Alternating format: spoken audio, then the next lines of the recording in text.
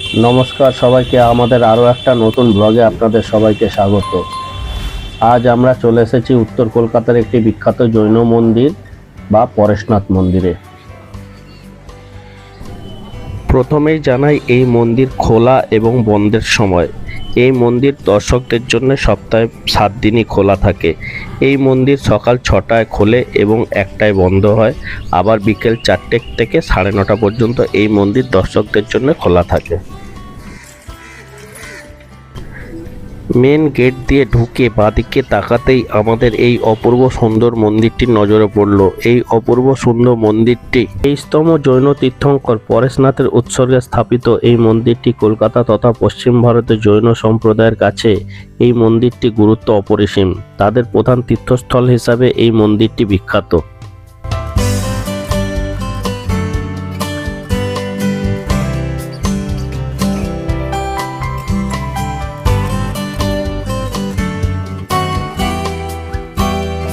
মন্দিরের ভিতরের এবং বাইরের কাজ দেখে চোখ জুড়িয়ে যাবে। কি অপূর্ব সব চিত্রকলা!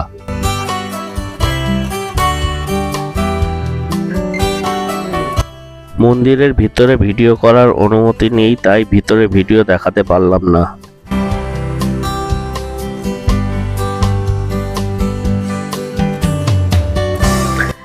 ইনি হলেন রায় বদ্রীদাস বাহাদুর মুকিম। সে যুগের একজন প্রভাবশালী ব্যক্তি ছিলেন ইনি।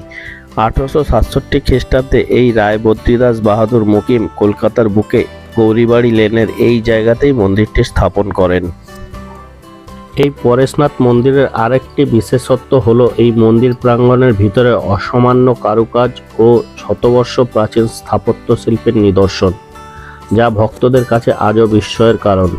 মন্দিরের গায়ে রয়েছে সূক্ষ্ম সূক্ষ্ম কারুকার্য নিদর্শন, আর রয়েছে আয়না খচিত স্তম্ভ এবং স্টেন গ্লাস বা রঙিন ঘষা কাচ দিয়ে সাজানো জানালা। এছাড়া রয়েছে প্রচুর মিনাকারি কাজ। মন্দিরের গর্ভগৃহে ভগবান শীতলনাথের হীরকখচিত কপাল মূর্তি দেখা যায়। আর এই মন্দির দাদাওয়াদি মন্দিরটি উৎসর্গ করা হয়েছে শেষ জৈন তীর্থঙ্কর মহাবীরের পুণ্য নামে। এখন আমরা ঘুরতে ঘুরতে চলে এসেছি মন্দির প্রাঙ্গণে থাকা এই জলাশয়ের কাছে। এই জলাশয়ে রয়েছে অসংখ্য রং বেরঙের নানা প্রজাতির মাছ আর কচ্ছপ। এইসব মাছ আর কচ্ছপদের আপনি নিজের হাতে খাবার খাওয়াতে পারবেন।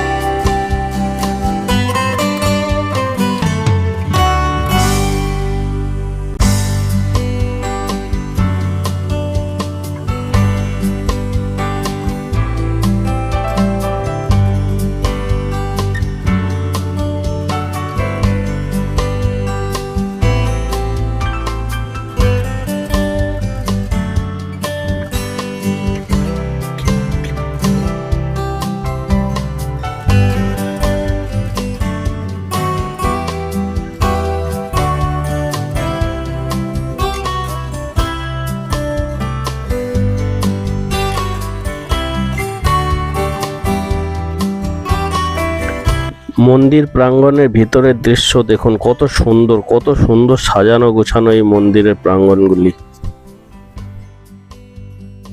আপনারা হাওড়া বা শিয়ালদা থেকে খুব সহজেই এই মন্দিরে চলে আসতে পারেন।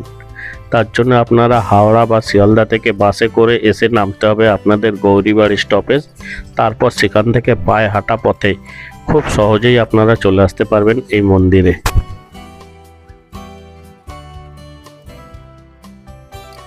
এখানে মহিলা ও পুরুষদের জন্য টয়লেটেরও ব্যবস্থা আছে।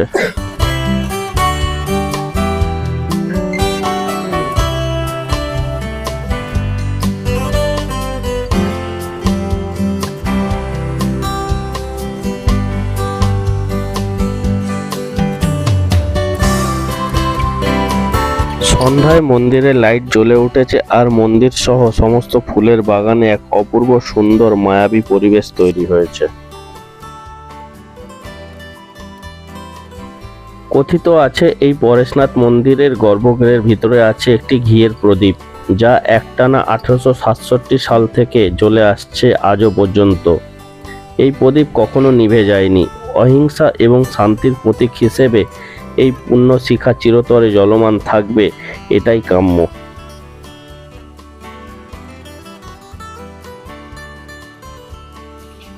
এই মন্দির চত্বরের ভেতরে এবং বাইরে সমস্ত অঞ্চল জুড়েই রয়েছে অনেকগুলি ফুলের বাগান এবং পুরনো ফোয়ারা। এইসব মিলেমিশে আরাধনার মাঝে নিয়ে আসে এক অপূর্ব প্রশান্তির আমেজ।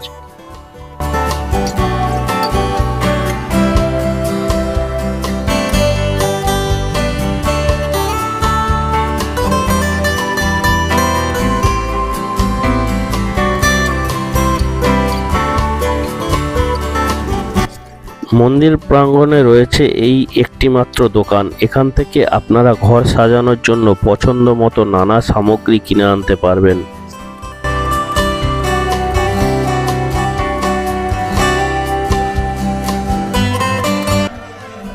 পরেশনাথ মন্দিরের ঠিক সামনেই রয়েছে শ্রী শ্রী অনুকূল ঠাকুরের একটি মন্দির। এই মন্দিরটাও আপনারা একবার ঘুরে দেখতে পারেন।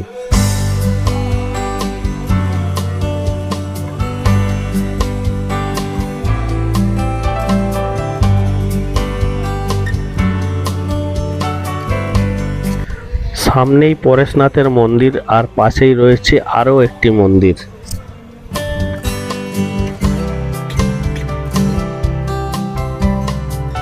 এই মন্দিরটিও মার্বেল পাথর দিয়ে তৈরি একটি মন্দির, জৈন মন্দির এটাও। চলুন ভেতরে গিয়ে দেখি।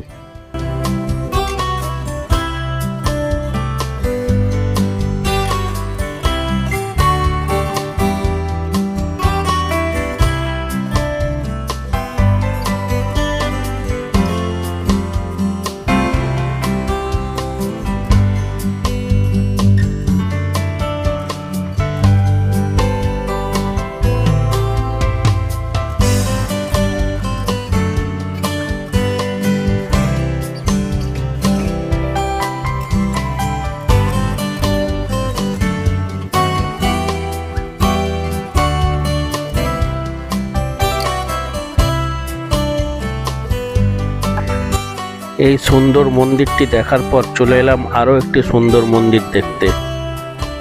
এই মন্দিরেও লাইট জ্বলে উঠেছে, খুব সুন্দর লাগছে এই মন্দিরটি। এইটিও একটি জৈন মন্দির। কলকাতায় এই পরেশনাথ মন্দির দেখতে এলে পাশাপাশি দেখে নিতে পারেন আরও বেশ কয়েকটি জৈন মন্দির।